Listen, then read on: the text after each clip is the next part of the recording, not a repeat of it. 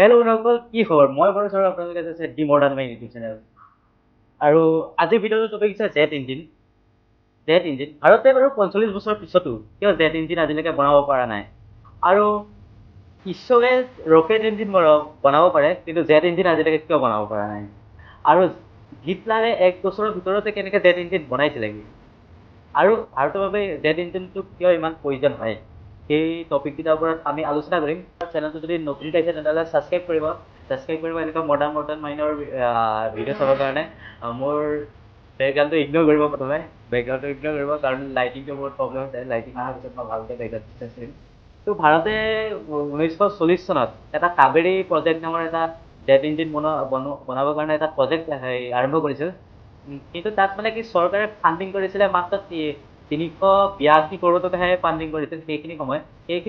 America আৰু বেলেগ বেলেগ দেশসমূহে যোনবিলাক জেট ইঞ্জিন বনাব ট্ৰাই কৰিছিল, তেওঁলোকে হাজাৰ হাজাৰ কৰোৰ টকা ইউজ কৰি সেই জেট ইঞ্জিন বনাবৰ কাৰণে ট্ৰাই কৰিছিল। কিন্তু আমাৰ ভাৰতে সেইখিনি সময়ত 382 কৰোৰটো আপোনালোকে যদি বহুত বুলি ভাবিছে, তেতিয়াহ'লে জেট ইঞ্জিনৰ কাৰণে যিমানবোৰ পাৰ্ট লাগে, যিমানবোৰ হেভি মেটেল লাগে, সেইবোৰৰ কাৰণে মানে 382 কৰোৰটো বহুত কম হয়।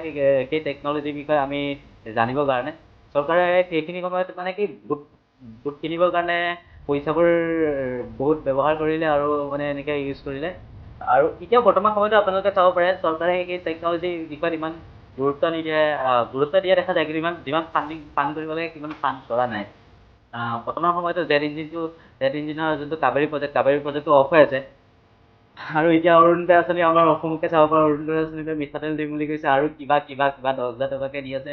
সেই কিবাখিনি ইমানবোৰ মানে কি সেই আঁচনি নামত তেওঁলোকে ভোট কিনিবৰ কাৰণে হাজাৰ হাজাৰ কৰোৰ টকা মানে ইউজ কৰি আছে। কিন্তু আমাৰ যোনবোৰ ভাৰতৰ বাবে, যোনবোৰ নৱপ্ৰজন্মৰ কাৰণে, নহ'লে আমাৰ ভাৰতৰ উন্নতি হ'বৰ কাৰণে যোনবোৰ প্ৰজেক্ট হয়, ৰকেট চাইন্স হওক, জেট ইঞ্জিন হওক, সেইবোৰৰ বিষয়ে ইমান যিমানটো ফাণ্ড কৰিব লাগে সিমানটো ফাণ্ড নকৰে তেওঁলোকে। সেইকাৰণে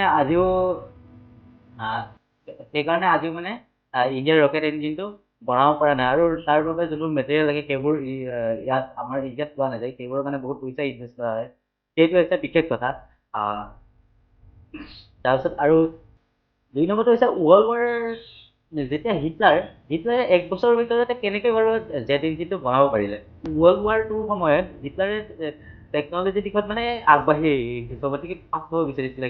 সেইকাৰণে তেওঁ কি কৰিলে, গোটেই যিমান ইঞ্জিনিয়াৰ আছে ইঞ্জিনিয়াৰবোৰক মানে কি আনলিমিটেড ফাণ্ড দিছিলে।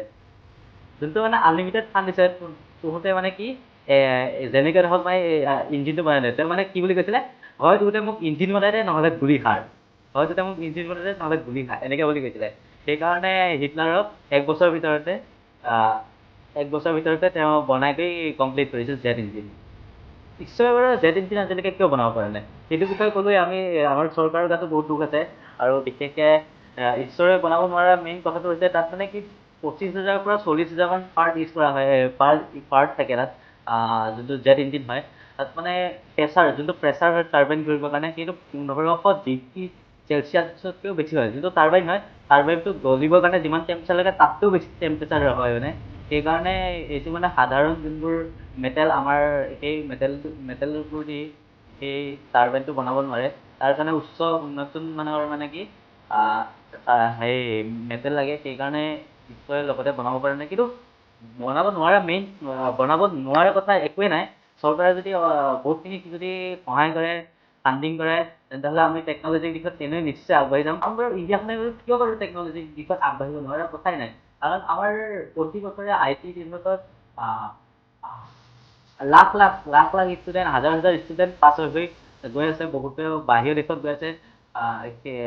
প্ৰায়বোৰ ইণ্ডিয়াতেই প্ৰাইভেট কোম্পানী কাম কৰি আছে, আৰু বহুতো বেকাৰ বহি আছে।